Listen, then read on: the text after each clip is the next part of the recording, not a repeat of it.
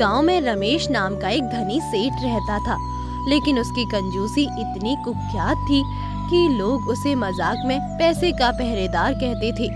उसकी हवेली में सोने चांदी के बर्तन थे, तिजोरी में पैसे भरे थे, लेकिन फिर भी वो एक पैसे पर 100 बार सोचता था। एक दिन रमेश की हवेली के बाहर नौकर रामलाल पैसे मांगने आता है।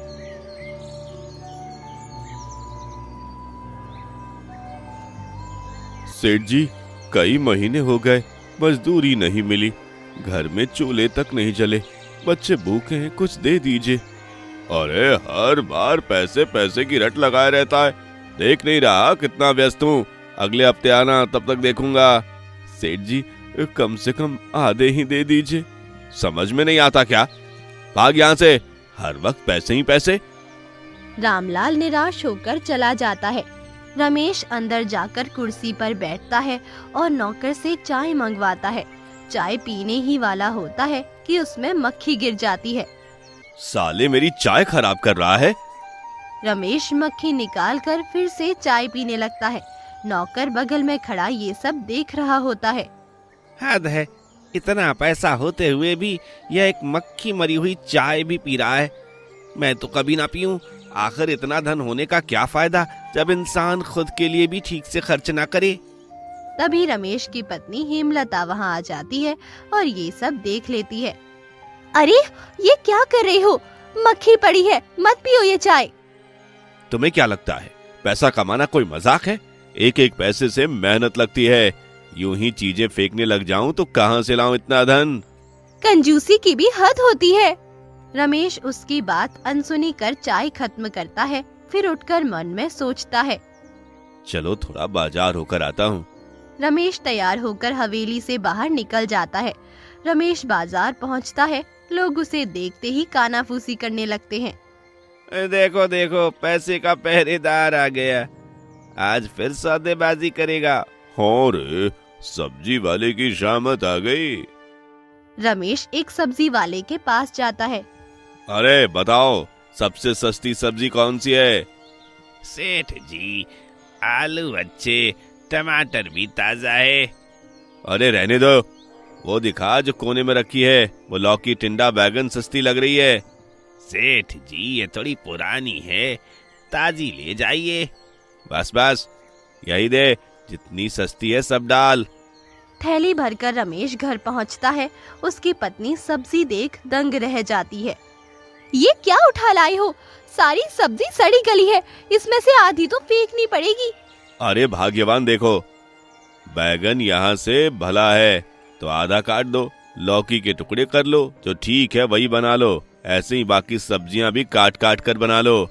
ये सब सड़ा गला खाकर बीमार पड़ना है क्या? अरे अगर मैं नहीं खरीदता तो ये सब फेंक दिया जाता। खाने की बर्बादी नहीं करनी चाहिए, समझी? दोनों के बीच जोरदार बहस होने लगती है।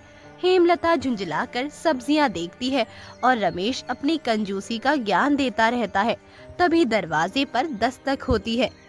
सेठ जी, कुछ दे दो, भूखा हूँ, भगवान भला करेगा। अरे भीख मांगने आए हो? मगर ये लाठी तो अच्छी लग रही है, ऐसा करो ये लाठी मुझे दे दो, बदले में आशीर्वाद ले लो। क्या आप मुझसे लाठी ले लेना चाहते हो? आप खुद इतने अमीर हो और मुझे लाठी ले रहे हो? देखो देखो, ये लाठी क्या किसी राजा का खजाना है? अगर तुम इसे छोड़ जाओगे तो मेरा भी दिल दुखेगा। भिखारी थोड़ी देर खड़ा रहकर सोचता है, फिर गुस्से में आते हुए जवाब देता है। सेठ जी, आप दिखने में तो अमीर हैं, लेकिन आपके दिल में कोई भी दया नहीं। आप ये सारा धन अपने पास ही रखो। मेरी हालत देखकर आपको अपनी पूरी दुनिया के साथ खुश रहो, फिर भी दूसरों से लूटने का मन करता है। भिखारी गुस्से में और निराश होकर मुड़ने लगता है, लेकिन रमेश अचानक उसे रोकता है। अरे कहाँ जा रहे हो? तुम मेरे सामने खड़े रहो और मुझे इज्जत नहीं दे रहे हो। मेरा इतना समय तुमने बर्बाद कर दिया, इसका क्या होगा? भिखारी थोड़ी देर चुप रहता है और फिर अपना हाथ निकालते हुए एक नोट देता है। ये लो, 10 रुपए ले लो। रमेश उस 10 रुपए को तुरंत अपनी जेब में डालते हुए मुस्कुराता है। धन्यवाद, तुम तो बहुत समझदार निकले। भिखारी गुस्से से मुंह लटकाए बाहर निकल जाता है, मन में गालियां देते हुए। लाला इतनी मेरी मजबूरी का पूरा फायदा उठा लिया। ये पैसा उसके पास चला जाएगा, पर कभी न कभी ये कंजूस अपनी किस्मत से हार जाएगा। एक बार हेमलता बीमार हो गई, बिस्तर पर लेटी हुई दर्द से करहा रही थी। रमेश, मुझे बहुत दर्द हो रहा है, मुझे डॉक्टर के पास ले चलो, इलाज करवा दो। अरे तुम तो छोटी सी बीमारी के लिए भी डॉक्टर के पास भाग रही हो। घरेलू इलाज से ही ठीक हो जाओगी, एक दिन में सब ठीक हो जाएगा। हेमलता चुपचाप लेटी रहती है और रमेश बिना कोई चिंता किए अपने काम में व्यस्त रहने लगता है। बेटा राहुल स्कूल जाने के लिए तैयार होता है, लेकिन उसकी किताबें फटी हुई है। वो पास आता है। पापा, मेरी किताबें फटी हुई हैं, मुझे नई किताबें चाहिए।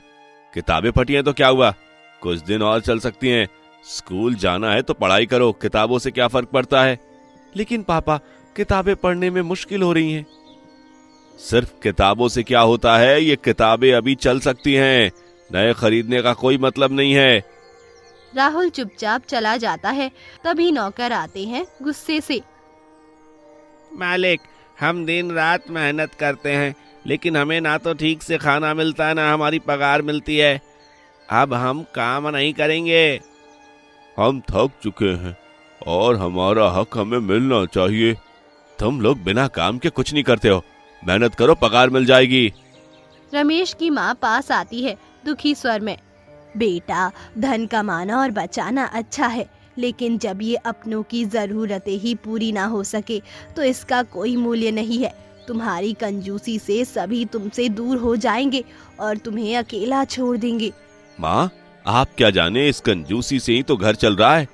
बेटा, घर तो चलता रहेगा, लेकिन रिश्ते टूट जाते हैं और तुम खुद ही दुखी हो जाओगे। रमेश चुप हो जाता है, लेकिन उसकी आंखों में थोड़ी चिंता और असमंजस दिखाई देती है। एक दिन रमेश अपनी दुकान में जलती हुई आग देखता है और हड़बड़ी में बाहर दौड़ता है। गांव वाले पास खड़े होते हैं, लेकिन कोई भी मदद करने नहीं आता। अरे कोई मदद करो, आग बुझाने में मदद करो। अब तुम्हारी मदद कौन करे, तुम तो किसी की मदद नहीं करते। आज तुम्हें खुद ही सामना करना पड़ेगा। सेठ, तुमने खुद को अपनों से दूर कर लिया है, अब क्या हम तुम्हारी मदद करेंगे। रमेश हताश होकर मुंह लटकाए खड़ा होता है, फिर चुपचाप अपनी दुकान को जलता हुआ देखता है। रमेश का परिवार घर में बैठा हुआ है, उसकी माँ, पत्नी और बच्चे चिंतित है। रमेश धीरे धीरे घर आता है और पूरे परिवार के सामने खड़ा हो जाता है। मैं अपनी गलती मानता हूँ, मैंने हमेशा अपनी कंजूसी पर जोर दिया और अपनों को दर्द दिया। अब मुझे समझ में आया कि रिश्ते, प्यार और सम्मान सबसे बड़े खजाने होते हैं। बेटा, तुम्हारे कड़े दिल में कहीं ना कहीं अच्छाई छुपी हुई है। अब जब तुम समझे हो तो मुझे उम्मीद है कि तुम सही रास्ता अपनाओगे। रमेश, अभी देर नहीं हुई है, अपने परिवार की जरूरतों को पहले देखो और अपनी कंजूसी को छोड़ दो। मैं अपनी कंजूसी छोड़ दूंगा, बच्चों को नई किताबें और कपड़े दिलवाऊंगा, तुम्हारी दवाइयों का ख्याल रखूंगा, अब नौकरों को समय पर पगार दूंगा। दूसरे दिन रमेश ने अपनी दुकान की मरम्मत करवाई और काम करने वालों को समय पर पगार दी। वो बच्चों के लिए किताबें और पत्नी के लिए दवाइयाँ ले आया। गांव वाले धीरे धीरे रमेश की बदलती हुई सूरत को देखकर उसकी मदद करने के लिए तैयार हो गए। कंजूसी से इंसान रिश्ते और सम्मान दोनों को खो देता है। उदारता और दूसरी की भलाई से ही जीवन में सच्ची खुशियाँ आती है।